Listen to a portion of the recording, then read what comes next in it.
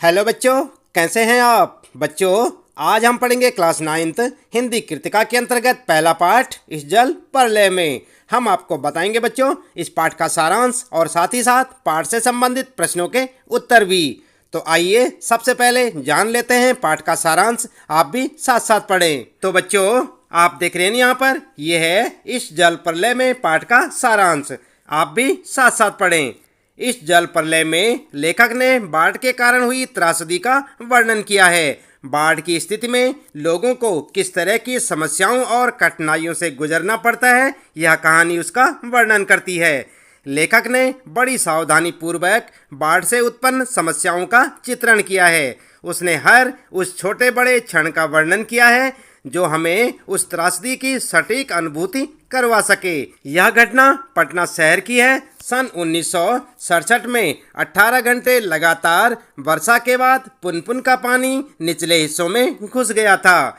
इसके कारण उन क्षेत्रों को बाढ़ की स्थिति से गुजरना पड़ा था। इस घटना के लेखक स्वयं भुक्तभोगी थे। उन्होंने स्वयं इस त्रासदी को नज़दीक से देखा था। लेखक ने इस घटना से बाढ़ का वास्तविक चित्र प्रस्तुत किया है। बाढ़ की स्थिति से गुजरते समय किस प्रकार की सावधानी रखनी चाहिए और किस प्रकार की तैयारियां करनी चाहिए, लेखक ने इसकी जानकारी दी है। यह पाठ प्रकृति आपदा के समय मनुष्य की व्यवस्था और झेली जाने वाली यातनाओं का बड़ा मार्मिक चित्र प्रस्तुत करता है। अपने इस प्रयास में लेखक बहुत हद तक सफल भी हुए।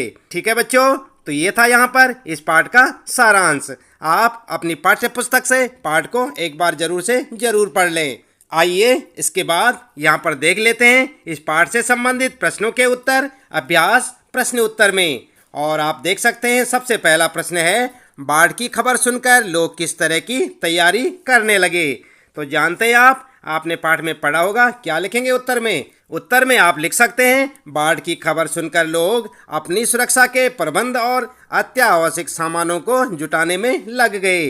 उन्होंने आवश्यक ईंधन, आलू, मोमबत्ती, दियासलाई, पीने का पानी और कंपोस्ट की गोलियां इकट्ठी करनी शुरू कर दी ताकि बाढ़ से घिर जाने पर कुछ दिनों तक उनका गुजारा चल सके और रोजमर्रा के कार्यों के लिए उन्हें इनका अभाव न झेलना पड़े। दुकानों के निचले हिस्सों से सामान हटाया जाने लगा ताकि नुकसान कम से कम हो। इस प्रकार सावधानी की दृष्टि से उन्होंने तैयारी की। ठीक है बच्चों, इस प्रकार से आप अपने इस पहले प्रश्न का उत्तर लिख सकते हैं। इसके बाद आइए देख लेते हैं दूसरा प्रश्न है यहाँ पर, बाढ़ की सही जानकारी लेने और बाढ़ का रूप देखने के लिए लेखक क्यों उत्सुक था। तो जानते हैं आप क्यों उत्सुक था लेखक? उत्तर में आप लिख सकते हैं, मनुष्य होने के नाते लेखक भी जिज्ञासु प्रवृत्ति के थे।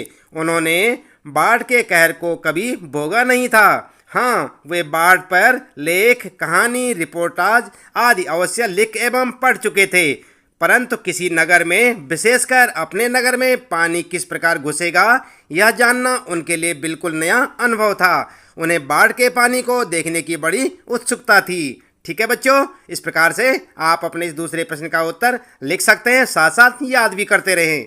इसके बाद आइए देख लेते हैं यहाँ पर तीसरा प्रश्न है आपके लिए, सबकी जुबान पर यही जिज्ञासा पानी कहाँ तक आ गया है। इस कथन से जन समूह की कौन सी भावनाएं व्यक्त होती हैं। तो क्या लिखेंगे आप उत्तर में? उत्तर में आप लिख सकते हैं, सबके मन में पानी कहाँ तक आ गया है इसकी ही जिज्ञासा थी।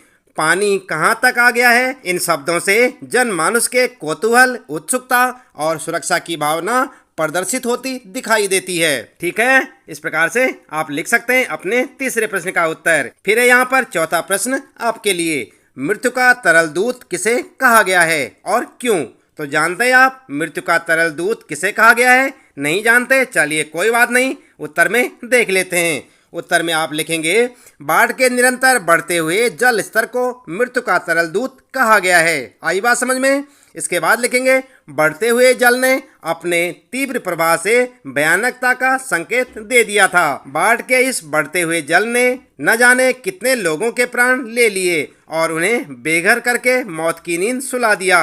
इस तरल जल के कारण लोगों को बेमौत मरना पड़ा, इसलिए इसे मृत्यु का तरल दूत कहना बिल्कुल सही है। ठीक है बच्चों, इस प्रकार से आप लिख सकते हैं अपने इस चौथे प्रश्न का उत्तर। आगे देखते हैं फिर आपके लिए पांचवा प्रश्न आपदाओं से निपटने के लिए अपनी तरफ से कुछ सुझाव दीजिए। तो क्या सुझाव देंगे आप लिख सकते हैं उत्तर में नंबर 1, आपदाएं किसी को बताकर नहीं आती, इसलिए हमें चाहिए कि हमारी सरकार पहले से सभी प्रकार की आपदाओं से निपटने के इंतजाम कर ले। सही है ना।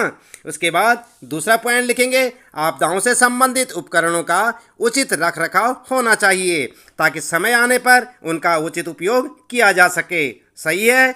इसके बाद तीसरा पॉइंट आप लिखेंगे, आपदाओं से निपटने का सभी को प्रशिक्षण दिया जाए, स्वयं सेवक दल तैयार किए जाएं, है ना। उसके बाद चौथा लिखेंगे आप, जनता तथा सरकार को आपदाओं के समय सूझबूझ, धैर्य तथा विवेक से काम लेना चाहिए।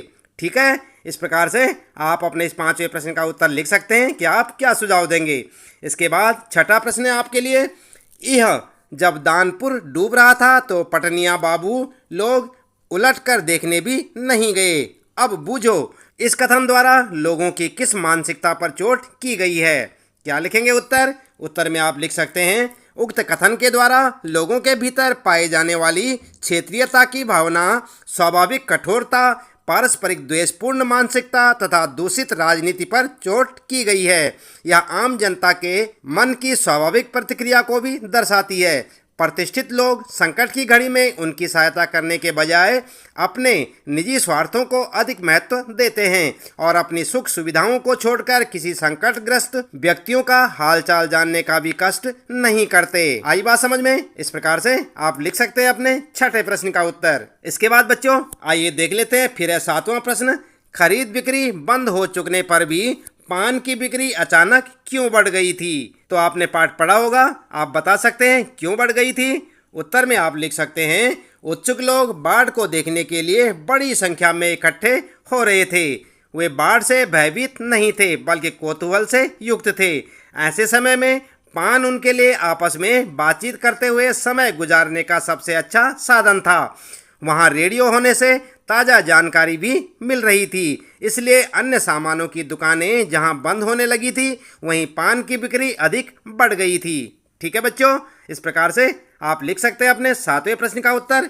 इसके बाद आइए देख लेते हैं 8वां प्रश्न है, जब लेखक को यह एहसास हुआ कि उसके इलाके में भी पानी घुसने की संभावना है तो उसने क्या क्या प्रबंध किए। तो जानते हैं आप क्या क्या प्रबंध किए उसने। उत्तर में आप लिख सकते हैं, जब लेखक को एहसास हुआ कि उसके इलाके में भी पानी घुसने की संभावना है तो वे रोजमर्रा की चीजें जुटाने में लग गए। उन्होंने आवश्यक ईंधन, आलू, मोमबत्ती, दियासलाई, पीने का पानी, कंपोज की गोलियां इकट्ठी कर ली ताकि बाढ़ से घिर जाने पर कुछ दिनों तक गुजारा चल सके।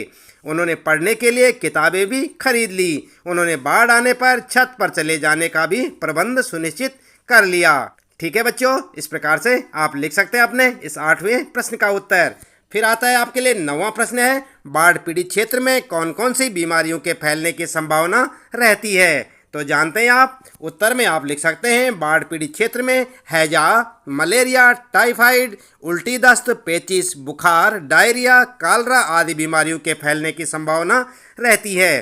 साथ ही पानी के बार बार पैर में लगने के कारण पकने वाले घाव भी हो जाते हैं। ठीक है। इस प्रकार से आप लिख सकते हैं। इसके बाद 10वां प्रश्न है बच्चों, नौजवान के पानी में उतरते ही कुत्ता भी पानी में कूद गया, दोनों ने किन भावनाओं के वशीभूत होकर ऐसा किया। तो आप जानते हैं। उत्तर में आप लिख सकते हैं, नौजवान और कुत्ता दोनों में परस्पर गहरी आत्मीयता थी। दोनों एक दूसरे के सच्चे साथी थे। दोनों में परस्पर गहरा लगाव था। दोस्त होने के नाते उनमें पशु और मानव का भेद नहीं रह गया था। वे एक दूसरे के बिना नहीं रह सकते थे, यहाँ तक कि नौजवान को कुत्ते के बिना मृत्यु भी स्वीकार नहीं थी।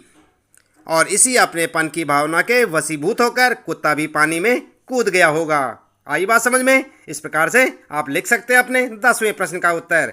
फिर आता है आपके लिए यहाँ पर 11वां प्रश्न है, अच्छा है कुछ भी नहीं, कलम थी वह भी चोरी चली गई। अच्छा है कुछ भी नहीं मेरे पास। मूवी, कैमरा, टेप रिकॉर्डर आदि की तीव्र उत्कंठा होते हुए भी लेखक ने अंत में उपयुक्त कथन क्यों कहा। तो जानते हैं आप क्यों कहा होगा। उत्तर में आप लिख सकते हैं, कलाकार प्रवृत्ति के होने के कारण लेखक को camera, tape recorder, movie camera की आवश्यकता महसूस हुई ताकि वह इस बाढ़ का जीवंत चित्रण कर उसे सुरक्षित रख सके। परंतु यदि वे ऐसा करते तो वे केवल एक दर्शक बनकर रह जाते और बाढ़ को साक्षात अनुभव करने का अवसर उनके हाथ से निकल जाता। इसलिए उन्होंने उपयुक्त कथन कहा कि अच्छा है, कुछ नहीं है मेरे पास। ठीक है, इस प्रकार से आप अपना उत्तर लिख सकते हैं। इसके बाद बच्चों फिर आता है 12वां प्रश्न। आपने भी देखा होगा कि मीडिया द्वारा प्रस्तुत की गई घटनाएं कई बार समस्याएं बन जाती हैं। ऐसी किसी घटना का उल्लेख कीजिए। तो क्या लिखेंगे आप? देखिए, आपने कभी ऐसी कोई घटना या मीडिया द्वारा प्रस्तुत की गई कोई घटना आपने देखी होगी। चलिए, उत्तर में आप लिख सकते हैं, जहां मीडिया समाज को जागृत करने का प्रयास करता है वहीं कई बार समस्याओं को बढ़ा भी देता है। उदाहरण स्वरूप बाबरी मस्जिद कांड। इस घटना को इतना बढ़ा चढ़ाकर मीडिया में दिखाया गया कि जिसके परिणाम स्वरूप पूरा देश सांप्रदायिक दंगों की चपेट में आ गया और आज तक कोई हल नहीं निकल पाया। क्या समझे? ठीक है बच्चों, इस प्रकार से आप अपने प्रश्न का उत्तर लिख सकते हैं। फिर है आपके लिए 13वां और अंतिम प्रश्न। यहाँ पर अपनी देखी सुनी आपदा का वर्णन कीजिए। तो देखिए, आपने भी कोई आपदा या सुनी है? अगर हाँ, तो आप उस घटना या आपदा के बारे में यहाँ पर लिख सकते हैं। चलिए, उत्तर में आप ऐसे भी लिख सकते हैं, जुलाई 2005 पूरा मुंबई शहर बाढ़ में डूब गया था। पूरा का पूरा शहर जल में डूब चुका था। करीब 1 बजे के आसपास वर्षा ने अपना जो प्रलयंकारी रूप धरा वह करीब हफ्ते भर जारी रहा। लोग दफ्तरों, दुकानों और काम के स्थानों में फंसे रह गए। नन्हे बच्चे विद्यालय में बिना बिजली के पूरी रात काटने के लिए मजबूर हो गए। इस त्रासदी में न जाने कितनी जानें गई और देश की इस आर्थिक राजधानी को कितना आर्थिक नुकसान उठाना पड़ा। आई बात समझ में? इस प्रकार से आप लिख सकते हैं अपने इस 13वें प्रश्न का उत्तर, या चाहे तो आपने कोई ऐसी आपदा देखी है तो उसके बारे में भी आप यहाँ पर लिख सकते हैं। तो बच्चों, इसी प्रश्न के साथ इस पाठ से संबंधित प्रश्नों के उत्तर यहाँ पर समाप्त होते हैं। उम्मीद है कि आपको अच्छे से समझ आए होंगे। इन्हें आप अपनी नोटबुक में नोट करें और अच्छी सी अपनी परीक्षा की तैयारियां करें। और हर रोज इसी प्रकार कक्षा 9 हिंदी कृतिका के सभी पाठों के प्रश्न उत्तर जानने और सारांश जानने के लिए आप लगातार जुड़े रहे हमारे साथ, देखते रहे वीडियो। और यदि आप चैनल में पहली बार आए हैं तो चैनल को सब्सक्राइब अवश्य कर दें, बेल आइकन भी दबा दें बच्चों, ताकि आपको आने वाली प्रत्येक पाठ की वीडियो की नोटिफिकेशन मिलती रहे। मिलते हैं अगली वीडियो में नए पाठ के कुछ नए प्रश्न उत्तरों के साथ।